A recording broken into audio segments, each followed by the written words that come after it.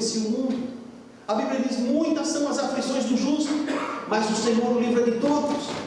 Muitas são as aflições do injusto também, mas o Senhor não o livra. Porque a Bíblia diz: o Senhor conhece o caminho do justo, mas o caminho do ímpio perecerá. Salmo 1, versículo 6. Quem não edifica a vida sobre a rocha, está condenado à derrota e frustração, por melhor que faça. Estamos falando da construção de uma casa. Pode usar até o mesmo material, comprar o melhor material, mas se a base não for boa, a casa cai. Veja, mas o que ouve e não pratica é semelhante ao homem que edificou uma casa sobre a terra, sem alicerces, na qual bateu com ímpeto a corrente e logo caiu, e foi grande a ruína daquela casa. Esse é o quadro. Quem ouve e não pratica pode ouvir os melhores ensinos. Quer ver um exemplo? Jesus tinha 12 discípulos. Todos ouviram os mesmos ensinos, mas tinha um que chamava Judas, que nunca praticou. E ele se tornou um traidor, e ao final foi e se encontrou. Os ensinos foram iguais. O mestre era o mesmo, mas o coração disposto a ouvir era diferente. E é isso que Jesus está dizendo. O material para construir a casa pode ser da melhor qualidade, mas se não estiver firmado na palavra de Deus, se não viver aquilo que ouve e não pratica, para nada serve. Tiago fala que engana-se a si mesmo, sendo ouvinte e não praticante. Aliás, estamos estudando Tiago de quarta-feira. Você pode ver os esboços no boletim. Eu ponho, sabe por quê? Para encorajá-lo, encorajá-la. Quem sabe você vem ao vivo. Porque ao vivo a gente conversa muito mais do que está esse resumo aqui. E tem sido para mim, pelo menos, uma grande inspiração esse estudo, porque fala de vida com Deus, vida prática. Aquele que faz a vida sem consultar a Deus é como que constrói a casa na areia. Não edifica a vida sobre a rocha, e ao final será grande a sua queda, a qual bateu com ímpeto a corrente e logo caiu. Ainda que religioso, ainda que trabalhe na igreja, ainda que tenha muitos dons e talentos que Deus dá, mas se o coração não estiver reto com Deus, não estiver fazendo a vontade de Deus, tudo que faz não prosperará, porque não terá a bênção de Deus. Porque o Evangelho é mais do que religião. O Evangelho é mais do que uma cabeça cheia de Bíblia, de conhecimento. O Evangelho é vida, é relacionamento, é andar com Deus. Isso se revela na maneira como agimos, na maneira como pensamos das pessoas. Ah, mas ninguém sabe como eu penso, mas você sabe, Deus também. Como você pensa das pessoas, na maneira como fala com as pessoas, na maneira como fala das pessoas e na maneira como trata as pessoas. O Evangelho se transforma em vida, e isso flui naturalmente quando nós estamos cheios dele, porque Jesus disse: do que está cheio o coração, fala a boca, e isso se transforma em vida. Concluído, todos fomos chamados para uma nova vida em Cristo Jesus. E a nova vida exige crescimento contínuo. Ontem estava na casa do Wagner e da Mimi, e o Wagner pôs um vídeo lá, e estava cantando uma música, um corinho, e o Luca e o Giovanni, pequeninos, eles eram bem pequeninos, estavam na frente fazendo assim na hora do corinho, e eu vi o Luca, era igualzinho a Belinha. Era igualzinho a Belinha. Ele foi na cadeira da Belinha e falou: a minha cara é igual à sua. Ele não entendeu nada, mas ele viu que era igual. Já mudou muito. Por quê? Porque a vida exige crescimento. Você vê a criancinha hoje, daqui a pouco você vê ela maior. Eu vejo a Mimi e lembro de quando eu vejo a Belinha. A Mimi Noemi sabe melhor que eu, ela é a mãe. Como diz no Brasil, é cara de um, focinho do outro. Igualzinho. A velhinha, a mineira, igualzinha. Mas ela cresceu. Hoje ela é uma mulher, é mãe, é esposa. Por quê? Porque a nova vida exige crescimento. A criança é tão bonitinha, mas se ela não cresce, você vai ficar preocupado. Você não vai querer que o seu bebê fique bebê pro resto da vida. Deus não quer que o crente seja bebê pro resto da vida também. Deus quer que nós cresçamos, um crescimento contínuo. E para que haja crescimento, é necessário nós avaliarmos, em primeiro lugar, a nossa relação com Deus. Como está o nosso andar com Deus? A nível pessoal, eu com Deus. A nível familiar, como eu sou na minha casa, com a minha família, com aqueles que me conhecem de perto. Eles estão dispostos a ouvir o que eu falo? Eles veem que eu sou coerente com aquilo que eu digo que creio? A minha vida mostra isso. Como eu sou com as pessoas da igreja? As pessoas olham para mim, olham para você e podem dizer que nós estamos andando com Deus. As encorajamos a querer estar perto de nós, porque somos um bom perfume de Cristo. Ou elas se afastam porque já sabem que não é aquilo que parece. E a sociedade lá fora? Eles estão olhando.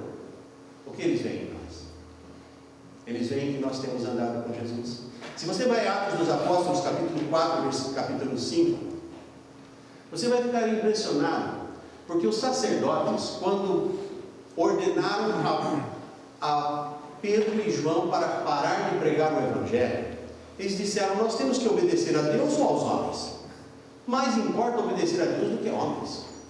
E falaram com tanta ousadia, que os sacerdotes disseram que viram que eles haviam estado com Jesus pela maneira de falar, porque eram homens sem estudo, mas falavam de coisas tão grandes. Então, você fala das coisas de Deus não pelo que conhecem, pelo que é teoria, mas pelo que você vê. E quando você vive, as pessoas olham e percebem que você tem estado com Jesus. Agora, nós precisamos identificar os erros da nossa vida. E uma vez que identificamos erros, o que não está agradando a Deus, é hora de corrigir, fazer mudanças com a ajuda de Deus.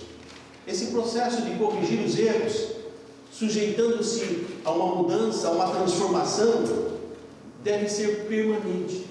Não é só quando nós começamos com Jesus, deve ser a vida toda. Não é para eu pensar: eu já estou há 30 anos batendo na rodinha e eu não sei por que bato, porque você quer saber. Não, você tem que saber que Deus faz coisa nova.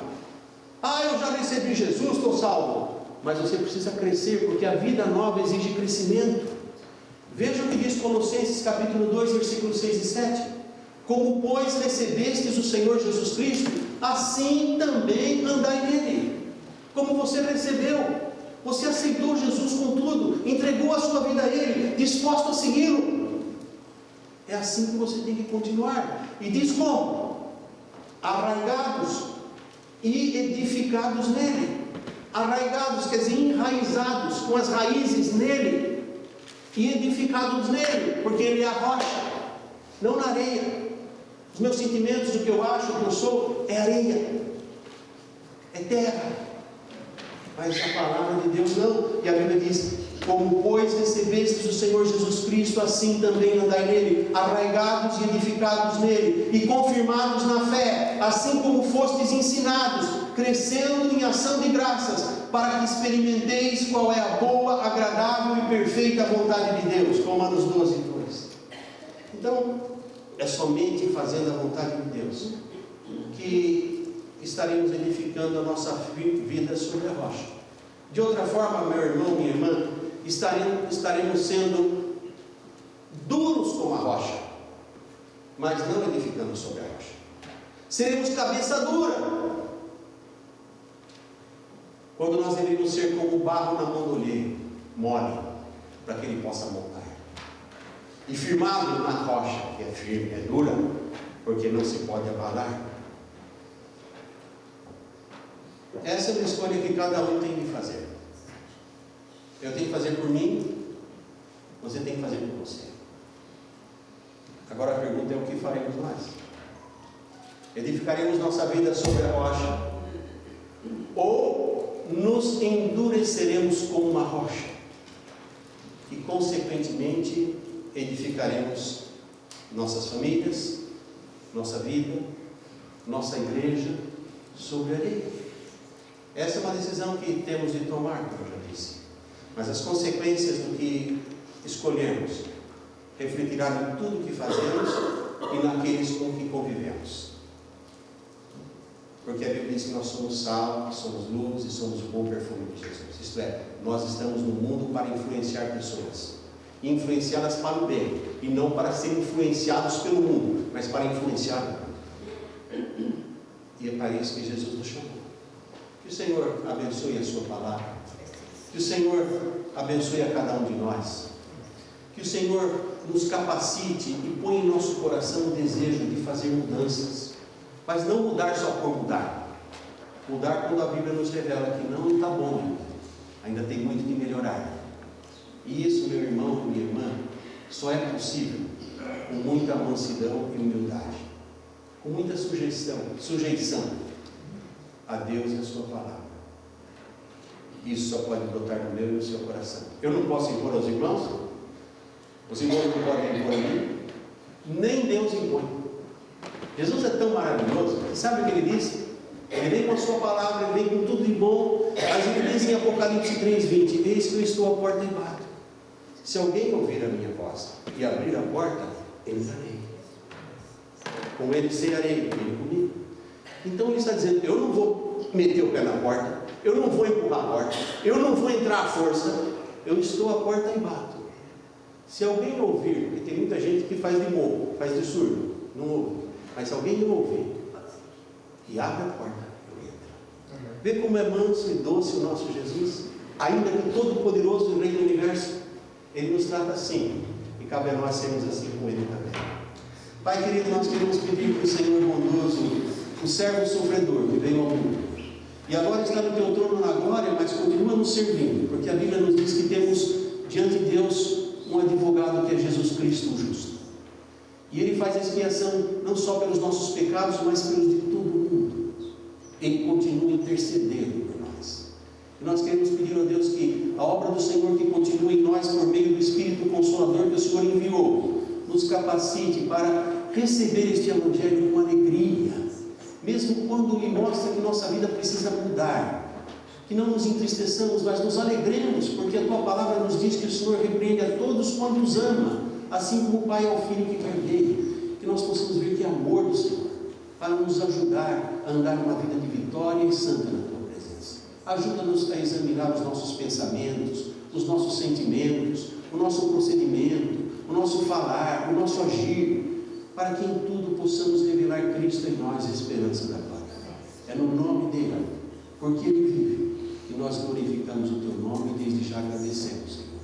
Amém. Amém. Porque vivo está. Vamos cantar Porque vivo está.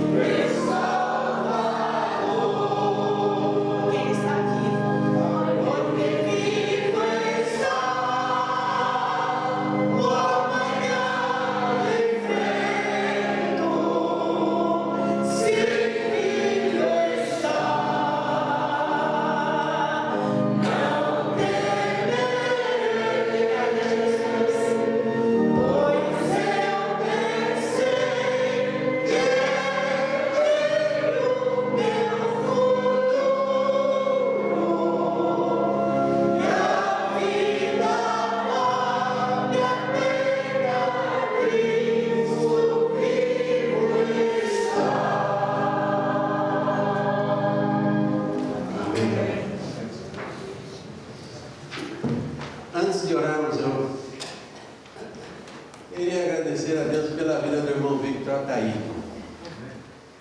Victor foi diácono lá em Stratroy quando eu era pastor, um amigo velho, ou um velho amigo, ele era novo ainda, muito querido.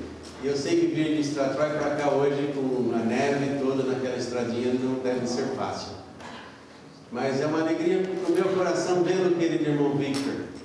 Que Deus o abençoe, a irmã Fátima, os seus filhos, netinho, nora, seu genro, toda a sua família. Que Deus o abençoe ricamente, porque vê-lo hoje é motivo de alegria para nós. Temos aqui o Walter Cruz, que era lá no Stratroy também, está aqui conosco hoje. Temos o irmão Victor.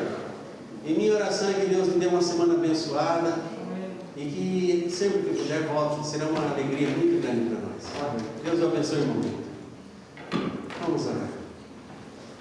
A graça e a paz de nosso Senhor e Salvador Jesus Cristo, o amor de Deus o Pai e as mais doces consolações do Espírito Santo seja com o povo de Deus aqui reunido, agora e para sempre.